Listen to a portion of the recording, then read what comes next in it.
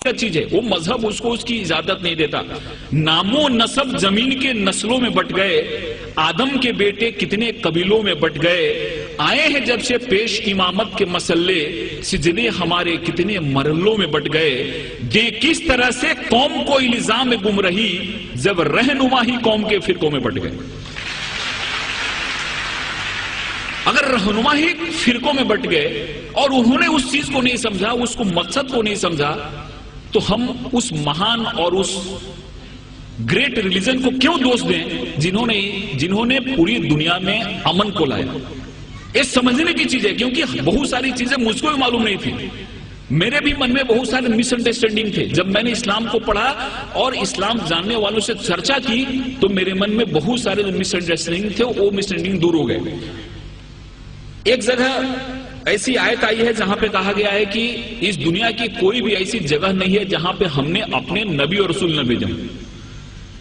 1,24,000 हमने अपने नबी रसूल दुनिया में भेजे, जिसमें से 25 का नाम कुरान में आया है। दुनिया की कोई भी ऐसी जगह नहीं है जहां पे हमने नबी रसूल न भेजे हो, और पूरी दुनिया जो है वो खुदा की बनाई हुई है। इसलिए खुदा के लिए एक शब्द यूज किया गया है। गॉड जो है, खुदा जो है वो रबुल अल आलमीन है, और प्रोफेट मोहम्मद जो है वो रहमतुल आलमीन है।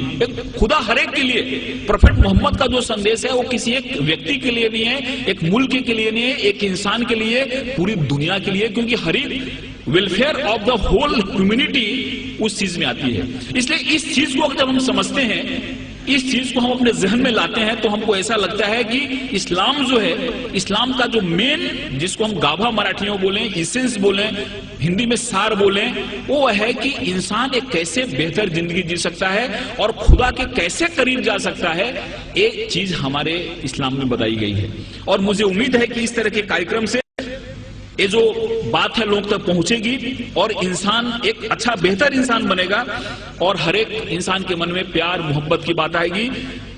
कुरान में जिहाद जो शब्द है, लफ्ज है, केवल 41 टाइम आया है, लेकिन और जो चीजें हैं, कंपैशन की बात है, रहमत की बात है। आप कहीं भी देखो कुरान की शुरुआत होती है रहमत से, रहीम से शुरुआत होती है, और वो जो शब्द है रहमत शब्द, वो 325 बार आया हुआ है।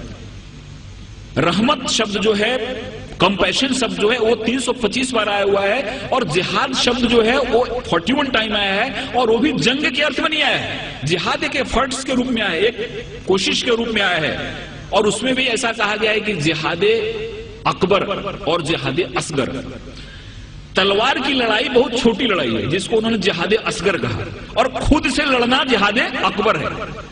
सबसे बड़ी लड़ाई है खुद से लड़ना। हमारे अंदर जो विकार है, हमारे अंदर जो दोष हैं, हमारे अंदर जो खामियां हैं, इन खामियों से लड़ना सबसे बड़ी लड़ाई, जिसको जिहाद अकबर कहा। और तलवार की लड़ाई छोटी लड़ाई है, उस लड़ाई को बहुत ज्यादा तरजीह नहीं दी, वो जिहाद असगर है।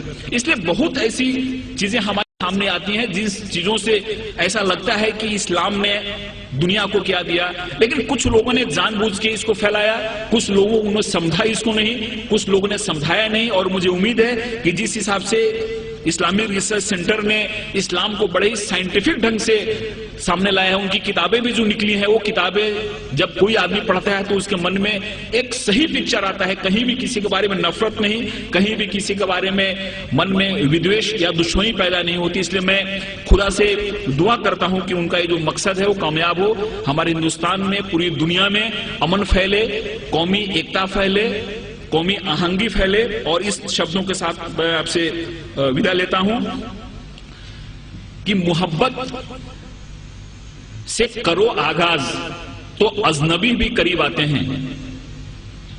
मोहब्बत से करो आगाज तो अजनबी भी करीब आते हैं, और मोहब्बत है एक रूहानी मंजिल जहां फरिश्ते भी सर झुकाते हैं। खुदा हाफिज़।